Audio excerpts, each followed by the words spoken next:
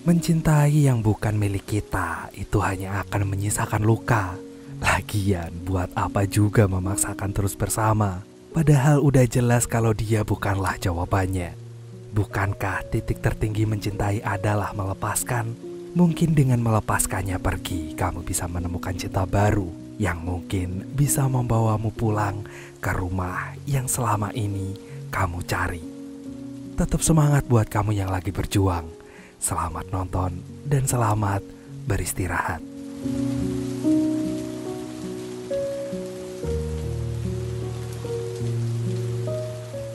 Wanita cantik ini bernama Wen Jiajia atau biasa dipanggil Jia. Saat ini Jia lagi mengandung anak dari kekasihnya yang merupakan suami orang. Nama kekasihnya itu adalah Zong. Ia merupakan seorang crazy rich dari Beijing. Dan demi menyembunyikan kehamilannya, Jia sampai bela-belain memakai korset agar nggak dicurigai dengan petugas bandara. Mengingat dirinya kini telah berada di Amerika, yang mana dirinya akan melahirkan di pusat bersalin ilegal. Hal itu harus Jia lakukan karena berhubungan dengan hukum di Cina. Sedikit info ya teman-teman, Cina adalah negara dengan penduduk terbanyak di dunia. Jadi kalau ada yang sampai hamil di luar nikah, maka harus bersiap-siap menerima hukuman dan membayar denda sekitar 80.000 yuan atau 178 juta rupiah. Sesampainya di Amerika, Jia lalu bete setengah mati saat menunggu pesanan Grabnya gak kunjung datang. Dan sesaat setelah Grabnya datang, Jia segera mengomeli supirnya itu yang bernama Frank karena telah membiarkannya menunggu selama 30 menit. Rupanya Frank ini adalah seorang duda beranak satu yang diceraikan istrinya karena dianggap gak becus mencari duit. Sesampainya di rumah bersalin ilegal, Jia segera mengurungkan niatnya ke sana lantaran melihat ada petugas polisi yang sedang menciduk tempat tersebut. Jia lalu meminta Frank untuk membawanya ke tempat bersalin yang lebih aman. Dan tanpa pikir panjang, Frank pun membawa Jia ke pusat bersalin kenalannya. Kebetulan pemilik pusat bersalin itu adalah orang Taiwan, namanya adalah Nyonya Huang.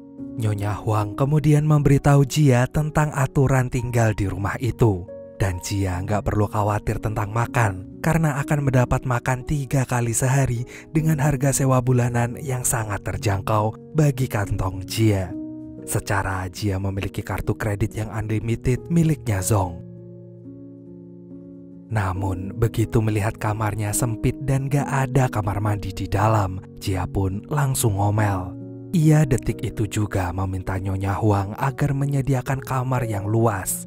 Sayangnya kamar yang lain udah penuh dan hari sudah malam untuk membahasnya. Dan jika Jia gak mau tinggal di tempatnya, Bu Huang pun gak merasa rugi sama sekali. Karena gak ada pilihan lain dan udah malam, Jia akhirnya tetap menempati kamar tersebut. Pas mau ke kamar mandi, rupanya itu kamar mandi digunakan oleh penghuni rumah lainnya yang bernama Joy. Lalu dengan perasaan kesal Jia segera menghubungi Zong. Namun seperti yang sudah-sudah, teleponnya gak tersambung. Keesokan paginya sambil memberikan segepok cuan, Jia merengek ingin menempati kamar milik Nyonya Huang yang besar itu. Awalnya Nyonya Huang menolaknya, mengingat kamar itu dipersiapkan untuk bayi yang baru lahir. Namun karena Jia terus bersikeras, Nyonya Huang pun mengalah. Dan ia sama sekali gak tergiur menaikkan harga sewa kamarnya.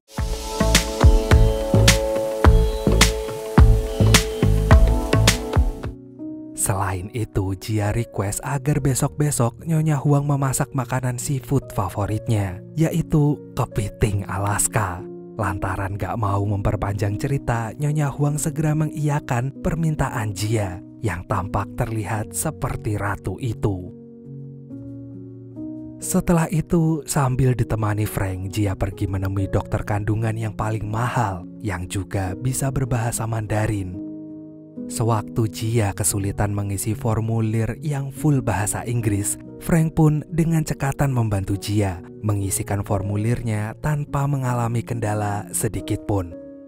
Jia sama sekali gak menyangka jika Frank yang merupakan seorang supir Grab itu ternyata memiliki kemampuan bahasa Inggris yang sangat-sangat jauh lebih baik ketimbang dirinya.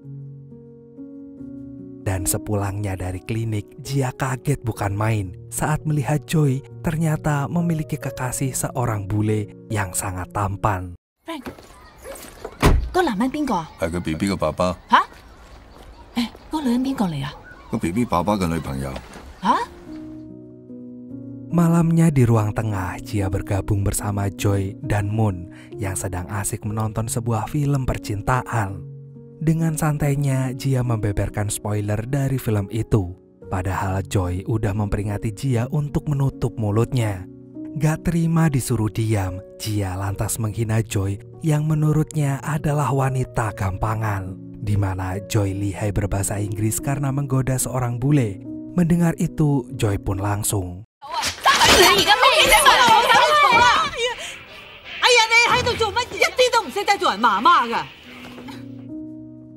Jia yang kesal itu segera mengajak Frank nongkrong ke angkringan Amerika. Saking kesalnya, Jia pun minum sampai mabuk berat. Ia kemudian mencurahkan segala isi hatinya kepada Frank, bahwa kini dirinya harus menjalani kehidupan yang sangat miris. Meski dirinya hanyalah seorang kekasih gelap dari suami orang, tetapi Jia sudah berjanji pada dirinya sendiri bahwa dia akan selalu berusaha menjadi ibu yang baik untuk anaknya nanti. Dan sekalipun Zong mencampakkannya, Jia nggak akan pernah sanggup untuk meninggalkan anak kandungnya sendiri.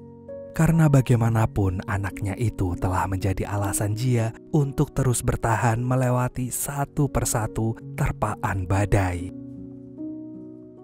Keesokan harinya, Jia akhirnya mendapatkan telepon dari Zong, di mana Zong akan menyusul Jia ke pusat persalinan pada hari Natal nanti.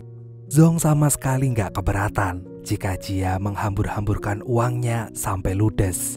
Menurutnya lebih baik begitu daripada harus melihat Jia bersama pria lain. Tanpa basa-basi, Jia pun segera meminta Frank untuk menjadi tour guide-nya saat Jia berjalan-jalan dengan Zong. Namun, Frank dengan cepat menolaknya. Dia sama sekali nggak bisa melakukannya, karena dia telah berjanji akan menghabiskan malam Natal bersama dengan anaknya yang bernama Julie dan juga mantan istrinya yang bernama Linda. Dan hari Natal pun tiba. Jia pun semakin gak sabar menantikan kehadiran Zong. Detik demi detik pun berlalu dan Zong pun belum datang juga. Hingga akhirnya datanglah seorang kurir yang mengantarkan sebuah tas mahal. Rupanya tas itu dikirimkan oleh Zong sebagai permintaan maafnya karena gak bisa meninggalkan keluarganya hanya demi menemui Jia. Jia pun lalu dilanda kesedihan yang sangat mendalam. Dan untuk meredakan kesedihannya itu, Jia pergi mencari udara segar. Namun bukannya membaik, Jia malah sedih karena melihat orang-orang sedang berkumpul bersama dengan keluarganya. Seperti hanya Jia saja yang menghabiskan malam Natal ini dengan sendirian. Di tengah jalan, Jia nggak sengaja melihat mobil Frank sedang terparkir di sebuah rumah mewah dan besar. Setelah memastikan pemilik rumah itu adalah Frank, Jia pun langsung mengelilingi setiap sudut rumah itu. Jia sama sekali nggak mengira kalau Frank ternyata adalah orang kaya. Rupanya Linda telah membatalkan janjinya. Ia lebih memilih ngajakin Julie pergi bersamanya ke suatu pesta dan meninggalkan Frank sendirian di rumah. Mengetahui Frank bernasib sama seperti dirinya, Jia lantas memasakkan sesuatu untuk merayakan hari Natal itu bersama-sama.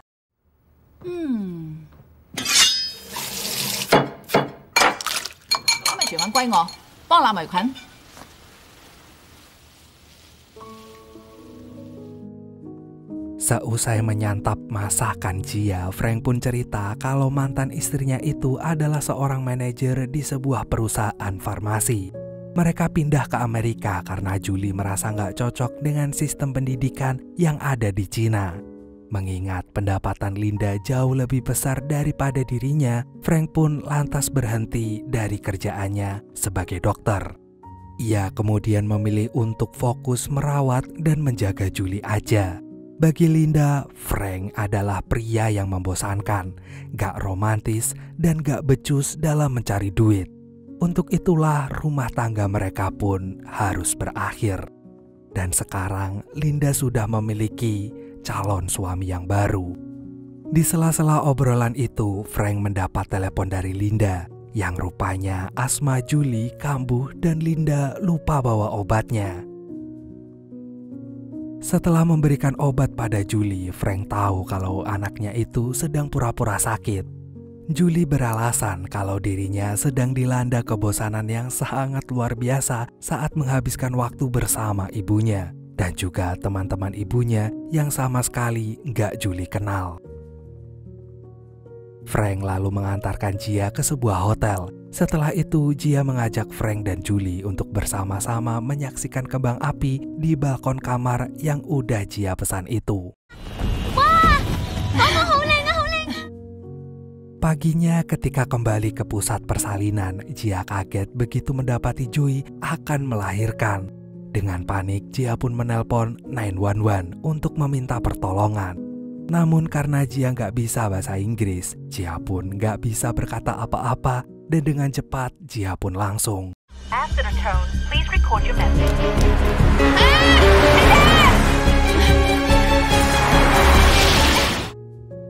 Di rumah sakit bertepatan dengan kedatangan Frank, Jia merasakan bayi di dalam kandungannya bergerak, menendang-nendang perutnya. Hal itu membuat Jia terharu. Dan Frank yang melihat Jia sampai lupa menggunakan sendal segera memasangkan sepatunya ke kaki Jia. Sementara itu, Joy pun berhasil melahirkan dengan selamat. Rupanya pria bule itu bukanlah pacar Joy, melainkan pendonor sperma. Dan atas kelahiran bayi Joy, Jia lalu meminta Nona Huang untuk memindahkan barang-barangnya ke kamar yang sebelumnya, yaitu sebuah kamar kecil dan sempit. Keesokan harinya, Jia melihat Frank menitipkan Julie ke Nyonya Huang dan setelah itu berpamitan pergi. Rupanya Frank pergi ke New York untuk mendapatkan lisensi praktiknya sebagai dokter di sana. Dan berhubung Nyonya Huang gak bisa menjemput Julie, maka Jialah yang melakukannya. Jia kemudian mengajak Julie pergi ke pusat kota untuk bersenang-senang.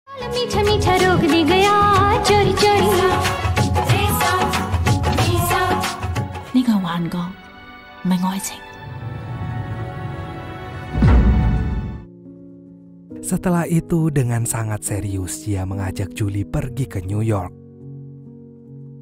Melihat Jia nggak memenuhi janjinya untuk mengunjungi museum terlebih dahulu dan tetap bersikeras ingin ke Empire State, Julie pun sontak meminta pertolongan pada petugas polisi yang ada di sana. Dan dalam hitungan sepersekian detik, Jia diamankan oleh petugas polisi itu. Dan untuk menyelamatkan Jia, Frank pun mengaku-ngaku kalau dirinya adalah kekasih Jia. Begitu juga yang dilakukan dengan Jia saat diinterogasi dengan pihak kepolisian. Dan sesaat setelah Jia dibebaskan, Frank langsung meledak dan memarahi Jia habis-habisan lantaran telah berani-beraninya membawa Julie pergi tanpa seizinnya. Dan dengan sangat menyesal, Jia pun segera meminta maaf. Ketika akan membooking sebuah kamar hotel mewah, Jia tiba-tiba dikejutkan dengan kenyataan bahwa kartu kreditnya gak bisa lagi digunakan. Bersamaan dengan itu, Frank datang dan mengajak Jia menginap di hotel yang sesuai dengan budgetnya. Di kamar hotel, Jia segera menghubungi Zong dan satu persatu kerabat Zong. Sayangnya sama sekali gak ada yang tahu dengan keberadaan Zong saat ini. Jia pun merasakan firasat yang buruk.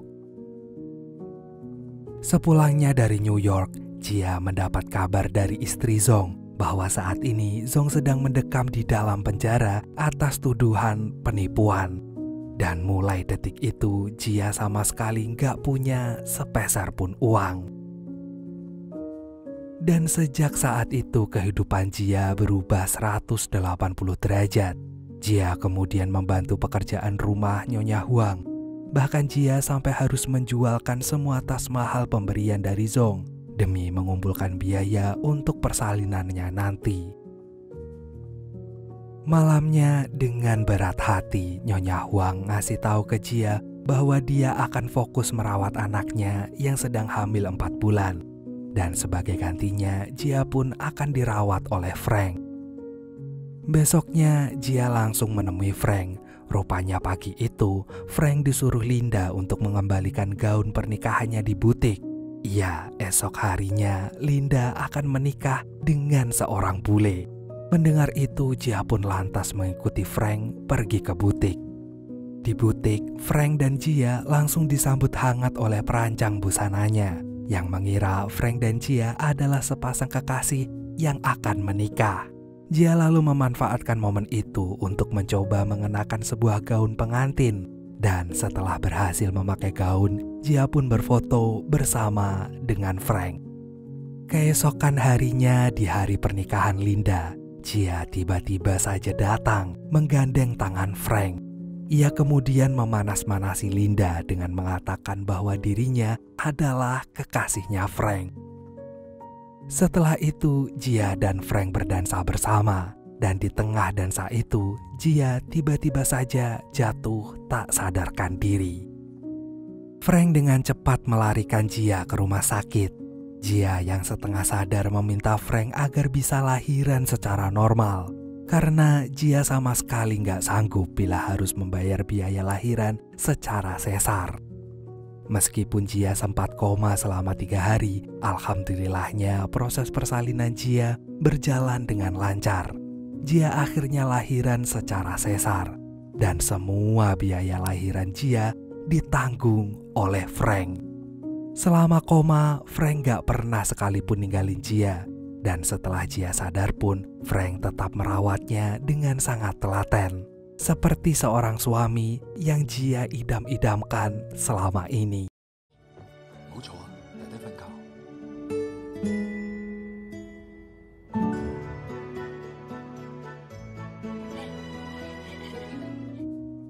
Di tengah kebahagiaan itu, Jia mendapatkan kabar bahwa Zong telah bebas dari penjara dan istrinya telah menceraikan Zong. Dengan begitu, Zong meminta Jia agar segera kembali ke Cina bersama pengawal suruhan Zong. Dan Jia pun mau gak mau harus kembali ke Cina. Bagaimanapun anaknya membutuhkan figur seorang ayah.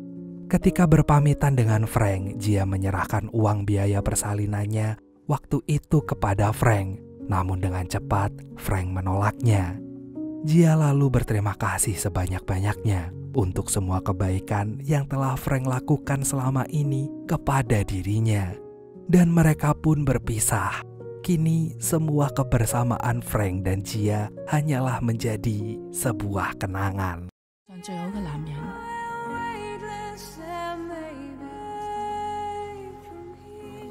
遇到最好嘅男人。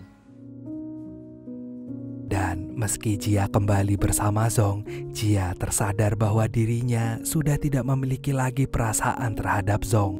Karena yang Jia butuhkan ternyata bukanlah kemewahan yang selama ini ia dapatkan dan harta yang berlimpah. Tetapi Jia membutuhkan perhatian dan kasih sayang dari pasangannya. Bukan seperti Zong yang sangat sibuk sekali dengan pekerjaannya. Sampai-sampai gak ada waktu sedikit pun yang tersisa untuk dia dan juga anaknya. Dan pada akhirnya Jia pun memutuskan akan tetap berpisah dengan Zong. Meski pria itu mengancam gak akan pernah menafkahi anaknya. 2 tahun telah berlalu. Jia akhirnya memutuskan untuk berpisah dengan Zong. Di mana setelah itu Zong kembali ke pelukan mantan istrinya. Sementara Jia sibuk membangun usaha bisnis makanan yang khusus menyajikan masakan hanya untuk balita. rupanya bisnisnya itu mendapat dukungan penuh dari teman-temannya yang dulu pernah tinggal seatap di rumah persalinan. Meski terkadang terasa berat, tetapi Jia sangat-sangat bersyukur karena dirinya masih bisa menghidupi anak semata wayangnya itu dengan uang dari hasil jerih payahnya sendiri. Sementara yang terjadi pada Frank, ia sedang melakukan wawancara kerja sebagai dokter di suatu rumah sakit. Gak berselang lama, Frank pun membisikkan ke Julie bahwa dirinya berhasil diterima kerja. Julie yang mendengar itu seketika happy banget. Ia yakin ayahnya itu bisa kembali sukses menjadi seorang dokter seperti dulu. Mereka lalu pergi ke gedung Empire Estate, di mana itu adalah tempat impian Jia. Untuk mengabadikan momen itu, Frank dan Julie pun berfoto bersama yang kemudian diupload ke sosial media. Dan di tempat yang sama, ternyata Jia melihat postingan foto itu. Jia kemudian mencari keberadaan Julie dan juga Frank. Karena nggak kunjung bertemu, Jia pun berfoto bersama anaknya yang lantas ia upload juga ke media sosial. Mengetahui Jia ada di tempat yang sama, Frank dan Julie yang sudah terlanjur pergi itu segera buru-buru kembali ke Empire Estate dan